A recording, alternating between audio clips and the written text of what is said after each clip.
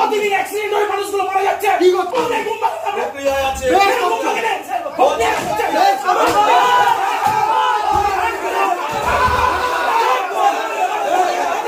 গাছ কাটা নিয়ে মিথ্যে অভিযোগে ফাঁসানো হচ্ছে বিজেপি পঞ্চায়েত প্রধানকে। আর তাই খানাকুল ১ নম্বর ব্লক অফিসে ঢুকে বিক্ষোভ প্রদর্শন করল বিজেপি। রীতিমতো বিডিও অরিন্দম মুখার্জির সঙ্গে উত্তপ্ত বাক্য বিনিময়ে তীব্র উত্তেজনা তৈরি হয়। এমনকি বিজেপি কার্যকর্তাদের বিডিওর দিকে তেড়ে যেতেও দেখা যায়। এদিনের এই কর্মসূচির নেতৃত্বে ছিলেন খানাকুলের বিজেপি বিধায়ক সুশান্ত ঘোষ ছাড়াও দলের অন্যান্য জনপ্রতিনিধি এবং কার্যকর্তারা। উল্লেখ্য, বেশ কিছুদিন ধরেই ঠাকুরানীচক গ্রাম পঞ্চায়েতের অধীন বেশ কিছু গাছ কাটাকে নিয়ে তৃণমূল এবং বিজেপির মধ্যে কাদা ছোঁড়াছুড়ি চলছে। বিষয়টি নিয়ে তদন্তে নামে বন দপ্তর ও ব্লক প্রশাসন। সূত্রের খবর, এই ঘটনায় নাকি পঞ্চায়েত প্রধান রামকৃষ্ণ মাইতিকে কাঠগড়ায় দাঁড় করানো হয়েছে। বিজেপি বিধায়ক সুশান্ত ঘোষের দাবি, চক্রান্ত করে প্রধানকে ফাঁসানো হচ্ছে। বিডিও নিজে তৃণমূলের হয়ে কাজ করছেন, তাই এর প্রতিবাদে এদিন ঘেরাও করে তারা বিক্ষোভ প্রদর্শন করেন। প্রতিদিন অ্যাক্সিডেন্ট হয়ে মানুষগুলো মারা যাচ্ছে। কি করতে আছে?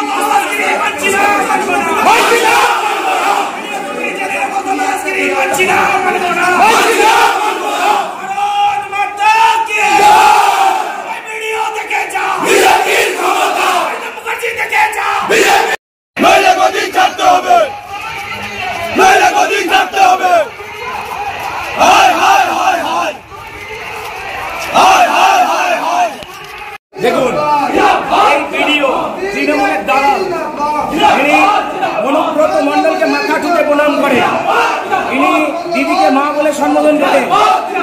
এনার দ্বারা ঠাকুরানীচক অঞ্চলে গাছ চুরি করা হয়েছে তৃণমূল নেতাদেরকে দিয়ে, আর সেখানে ঠাকুরানীচকে বিজেপির প্রধানকে ফাঁসানো হয়েছে। আজকে ভিডিওর কাছে আমরা জবাব চাইব।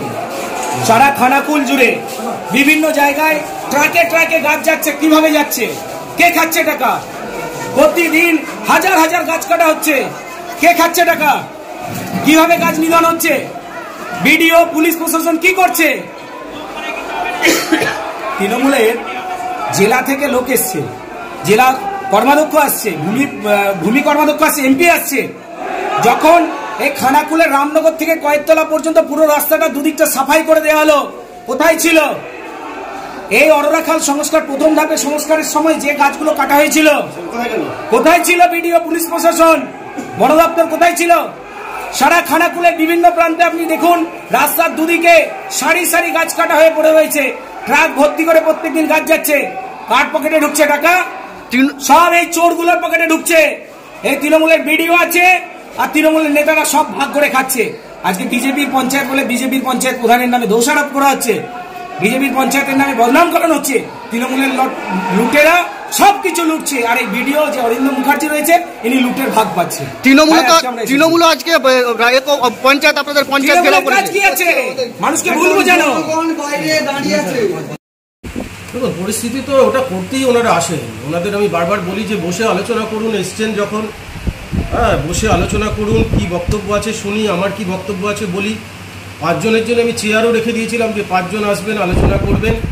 সেইটাকে আপনার মান্যতা না দিয়ে প্রায় 25 জন লোক আমার ঘরে ঢুকে পড়ে। প্রত্যেকবারই এটা হয়, তাতে আলোচনা হয় না।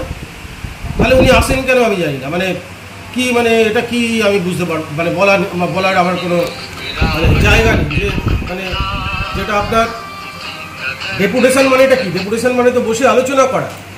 ডেপুটেশন দিতেই পারে যে কোনো পার্টি, যে কোনো দল দিতেই পারে, শাসক বিরোধী যে কেউ ভিডিওকে ডেপুটেশন দিতে পারে।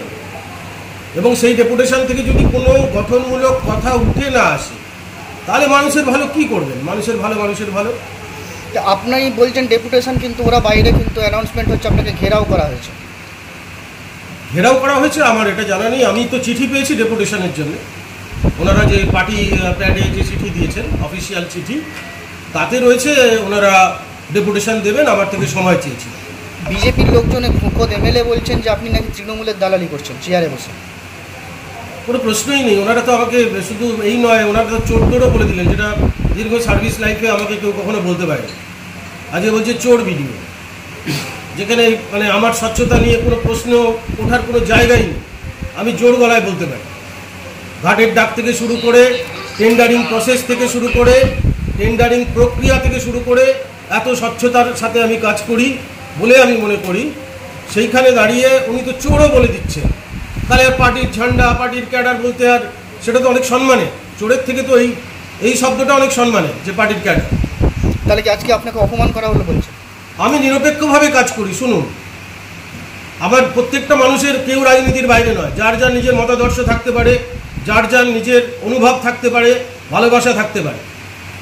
কিন্তু আমার কাছে এরকমভাবে দুই হয় না যে পার্টি বলে আমি কোথাও, যে আমি তো ভিজিটেও যাই, বহু গ্রামে যাই, সেখানে আমাদের নির্দেশ, আমাদের প্রশাসনিক নির্দেশ আছে। কখনো ওইভাবে পার্টি বিচার করে ভিডিও এরা কাজ করতে পারে না, আমরাও করি না। ওইসব বাজে সব ভুয়ো কথা।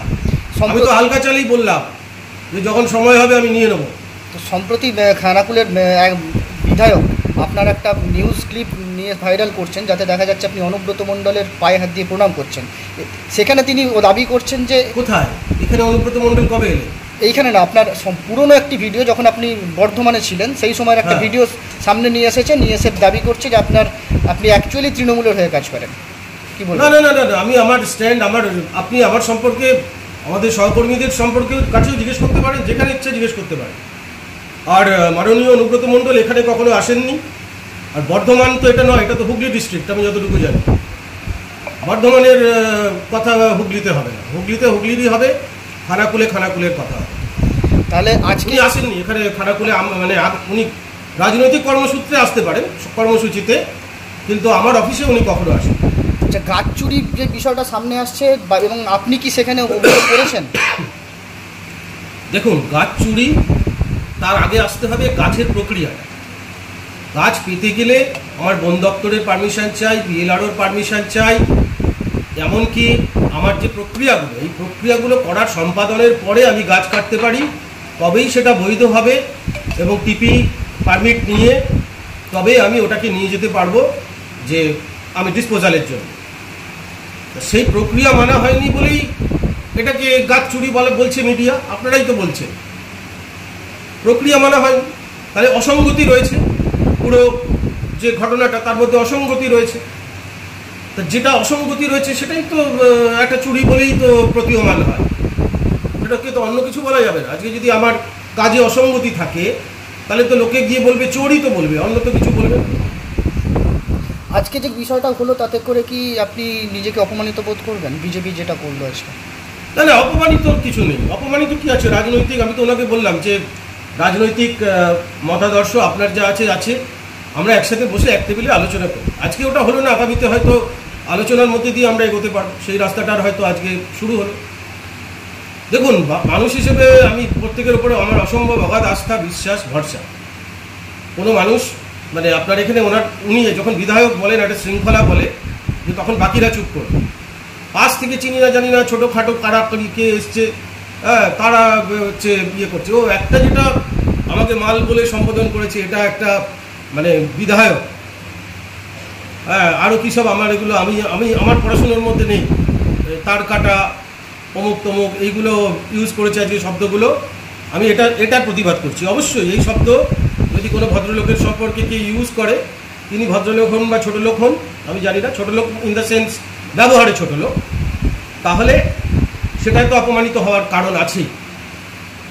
সুশান্ত ঘোষ খানাকুলের বিধায়ক, যাকে এলাকার মানুষ নির্বাচিত করেছে, তিনি উন্নয়ন না করে খানাকুলের বিডিওকে আজকে যেভাবে অপদস্থ করেছে এবং তার সম্মানহানি করেছে, এবং 20-25 জন মিলে বিডিও সাহেবকে একা পেয়ে তাকে মারতে যাওয়া হয়েছিল এবং গায়ে হাত পর্যন্ত তুলতে গেছিলো। সেই সময় জয়েন্ট সাহেব এবং ইঞ্জিনিয়ার সাহেবরা না পৌঁছালে সুশান্ত ঘোষের নেতৃত্বে আজ বিডিওকে মারা হতো। এইটাই তাদের পরিকল্পনা ছিল।